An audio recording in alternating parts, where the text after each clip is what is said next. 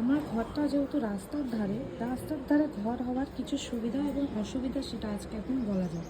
রাস্তার ধারে ঘর হওয়ার জন্য এই সুন্দর সানরাইজটা এবং সান লাইটটা যেরকম আমি পাই, সাথে সাথে এইগুলোও আমাদেরকে সহ্য করতে হয়। সেটা হচ্ছে ধুলো।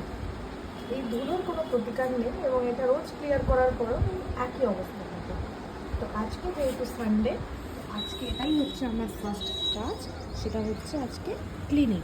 এখন ঘরের অবস্থা হচ্ছে জাস্ট লাইক দ্যাট। অ্যান্ড একটু পরে আমি দেখাচ্ছি আমি ক্লিন করে ঘরটার অবস্থা ঠিক কীরকম করি। আর গাছ আমি প্রথমে বললাম এত ভালোবাসি, সেই জন্য এই হচ্ছে আমার বেড এবং বেডের পাশেই একটা গাছ রয়েছে সেন্সোভেরিয়া, এবং এই যে ডোর এই পাশেও আমি একটা গাছ রেখেছি এবং এখানেও একটা গাছ রয়েছে। গাছ আমার ভীষণ ফেভারিট। একদম ফার্স্ট আমি স্টার্ট করছি আমি আমার এই ড্রেসিং টেবিলটা ক্লিন করা দিয়ে, যেখানেই সব থেকে বেশি ধুলো দেখতে পাচ্ছি, এবং শুরু করে দিচ্ছি আমি আমার ক্লিনিং। এমনকি এই বন্ধ জায়গাতেও এত পরিমাণে ধুলো আসে, এই ধুলোটা যে কী করে আসে এটাই আমি বুঝতে পারি না। এইটাই আজকে আমার ফার্স্ট কাজ, সেটা হচ্ছে ক্লিনিং, আর এটাই মোস্ট কঠিন কাজ। জানলা বন্ধ, তারপরেও এখানে ধুলোর স্তর, এটা পরশুদিনই পরিষ্কার করা হয়েছে, তারপরেও ঠিক এই রকম অবস্থাই হয় রাস্তার ধারে ঘরে। এরপর আমি আমার যে শোপিসগুলো আছে সেগুলো একটু ঝেড়ে নেব।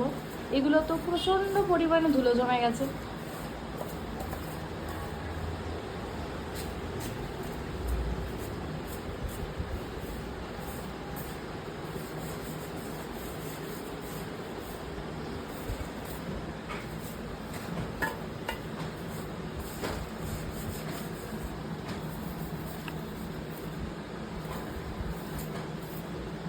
এর একটা পেয়ার ছিল, এই পেয়ারটা কোথায় পড়ে গেছে আমি ঠিক জানি না।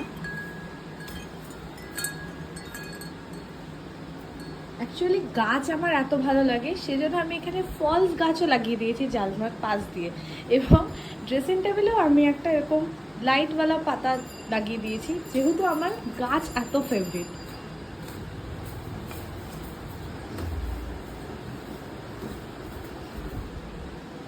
এটা আমার বেড সাইডের পাশে একটা র্যাক মতন করে রাখা আছে, যেখানে একটা ল্যাম্পশেড এবং আমার বাবা মা তিনজনের আমার অনেক ছোটোবেলার একটা ফটো ফ্রেম রাখা রয়েছে, এবং এখানে একটা ছোট্ট জগন্নাথের মূর্তি রয়েছে যেটা আমি গিফট পেয়েছি, এবং এই যে যার ওপর রেখেছি সেটাও আমি একটা গিফট পেয়েছি।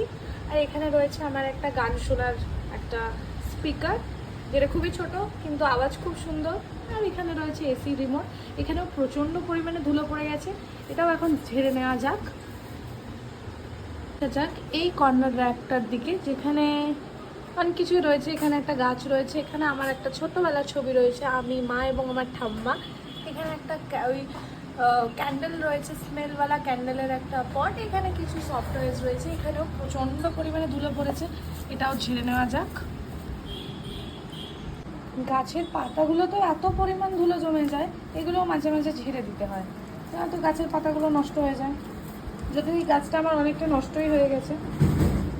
এই জানলাটা দিয়ে আমার বারান্দাতে দেখা যায় এবং এখান দিয়ে যত ধুলো ঢোকে, কিন্তু আজকে একটু জানলাটা আমি খুলে দেবো, একটু রোদ আসা ঘরে দরকার, সেই কারণে একটু সারাদিন খোলা রাখবে, তারপর আবার বন্ধ করে দেওয়া হবে।